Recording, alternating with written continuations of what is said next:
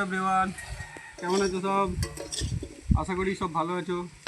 আজ দেখো একটা অন্যরকম একটা ভিডিও নিয়ে এসেছি, একটা রান্নার ভিডিও নিয়ে।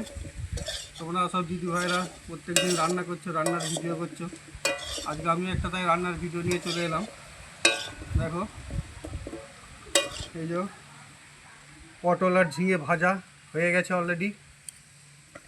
এটা আমার মাছ ভাজা হয়ে গেছে, একটা রুই মাছ, বড় রুই মাছ অলরেডি ভাজা হয়ে গেছে। এখন আলুগুলো ভাজছি বেশ কড়া করে।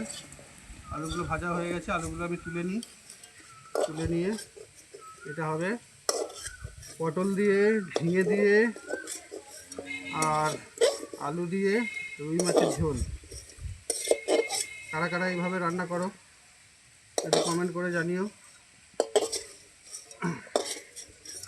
আর একটা জিনিস, আমাদের রান্নাঘরটা দেখো ফাঁকার মধ্যে, একদম পুরো ফাঁকা, কোনো ছাদ নেই, খোলা আকাশের নিচে রান্না করছি দেবদারু গাছের ছাওয়ায়।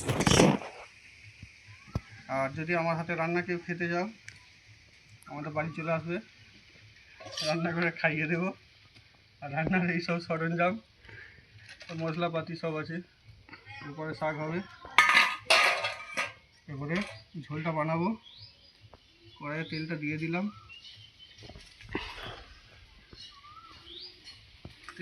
দিলাম, এবারে একটু ফোড়ন দেবো।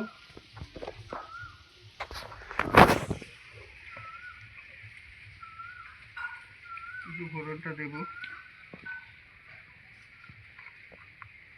আমি কিন্তু খুব একটা ভালো রান্না করতে পারি না, তারপরেও ভিডিওটা করছি। যদি কারো খেতে ইচ্ছে করে তাহলে চলে আসবে।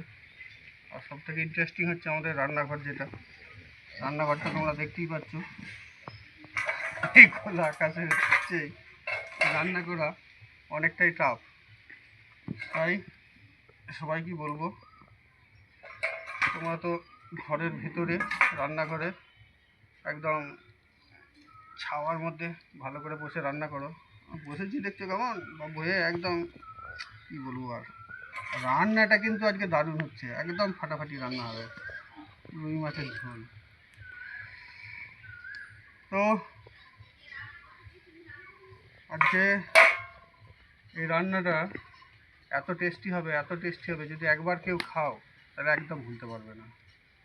আর খেতে যদি ইচ্ছে হয় খুব তাড়াতাড়ি আসতে হবে, কারণ আমাদের বাড়ি আসতে অনেকটাই টাইম লাগবে, ঠিক আছে?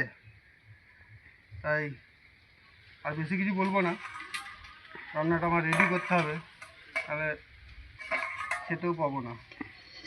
যদি আমার ভিডিওটা ভালো লাগে তাহলে অবশ্যই লাইক কমেন্ট করে পাশে থেকো। আর যদি রান্নাটা একবার খেতে যাও তাহলে তো বাড়িতে তো আসতেই হবে। আর ভিডিওটা পারলে একটু বন্ধুদের মাঝে শেয়ার করে দিও, ঠিক আছে? চলো এটা বাই বাই, সবাই ভালো থেকো। আর যদি পারো আমার ভিডিওটা শেয়ার করে দিও।